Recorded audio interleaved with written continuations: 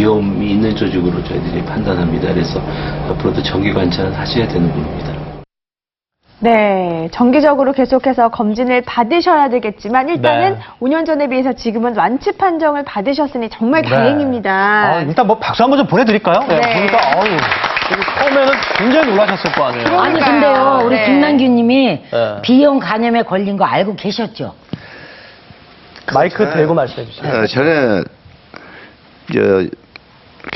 여러 결석 수술할 때에 알았습니다. 네. 근데 그거 알고 나시면서도 계속 술 드셨죠? 그건 술이라는 것은 친구들 있으면 만나면 먹어야 되고 네. 나가 먹다 보면 또 뭐 많이 먹어지고 그러는 거예요. 아유 술이 그렇게 맛있어요 세상에. 아이, 먹다 보면 맛있는지 안 맛있는지 몰라요. 네, 그러면 아이고. 5년 전과 지금에 비해서 가장 달라진 점이 어떤 점이 좀 느껴지세요?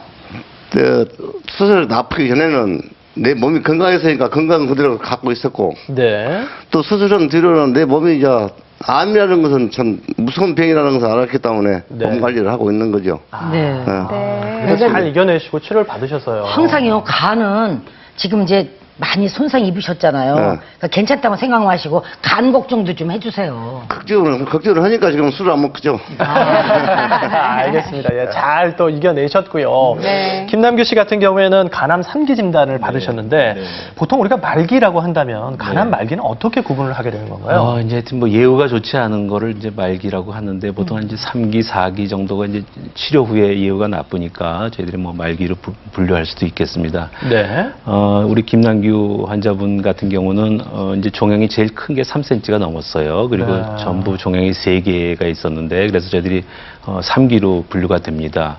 이제 과거 같은 경우는 3기는 거의 수술할 수 없는 그런 간암으로 저희들이 생각했는데 그 당시 이제 고주파 열치료라는 것도 도입되고 그래서 저희들이 절제술과 고주파 열치료를 같이 병합해가지고 치료한 결과 이렇게 아주 좋은 예후를 보이셔서 이렇게 스튜디오에서 만나니 정말 반갑습니다. 네. 그렇군요. 예.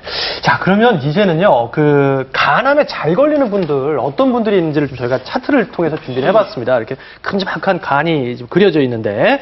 자, 먼저 1위부터 좀 떼어보도록 해볼게요. 예. 네, 자, 한번 확인해 볼게요. 네. B형 간염 70에서 75%. 이 사파에도 그렇고 상당히 큰 비중을 차지한다는 얘기군요. 네, 그렇습니다. 우리나라에서 간암의 원인으로 B형 간염이 가장 많은 원인이 우리나라 만성 간염 중에 B형 간염이 제일 많기 때문이에요. 네. 이제 이웃나라 일본은 C형 간염이 B형 간염보다 더 많아요. 그래서 그래요. 일본 같은 경우는 오히려 이제 그 C형 간염이 간암의 가장 많은 원인이 되는 거죠. 한번 더 보시죠, 뭐. 네. 네. 자, 그리고 김남규 씨 같은 경우도 B형 간염 보균자라는 것을 뒤늦게 알았다고 네. 저희가 말씀을 드렸는데 그렇게 모르고 지내는 경우가 많나요? 그럼 치료하기 좀 어려울 것 같은데요. 네, 이제 B형 간염이 처음 초기에는 저희들이 면역 관용기라는 그런 시기를 거치는데요. 우리가 이제 무증상 보유자라는 말도 합니다.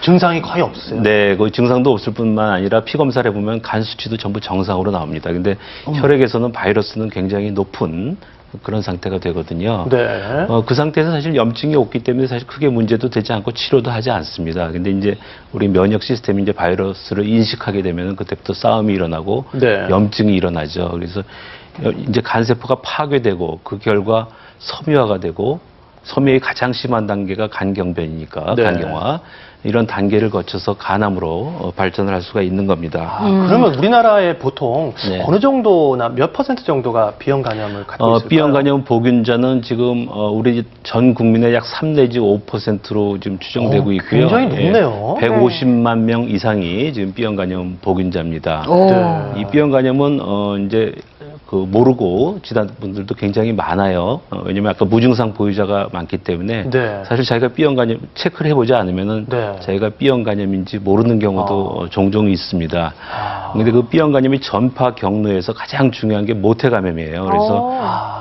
어머니가 B형 간염 네. 보유자일 때 출산 시에 되게 아이한테 감염시키는 게 가장 많은 경로거든요. 따라서 이제 집안의 가족 중에서 특히 형제분이라든지 네. 아니면 부모님들 중에서 보균자가 있으면은 그 가족의 그 보균자가 또 있을 확률이 굉장히 높아집니다. 그래서 네. 만약에 가족 중에 간염 보균자 아니면 간염 활동성 간염 그다음에 간경화 간암 이런 간질환이 만약에 있다 그러면은 꼭 체크를 해보셔야 합니다.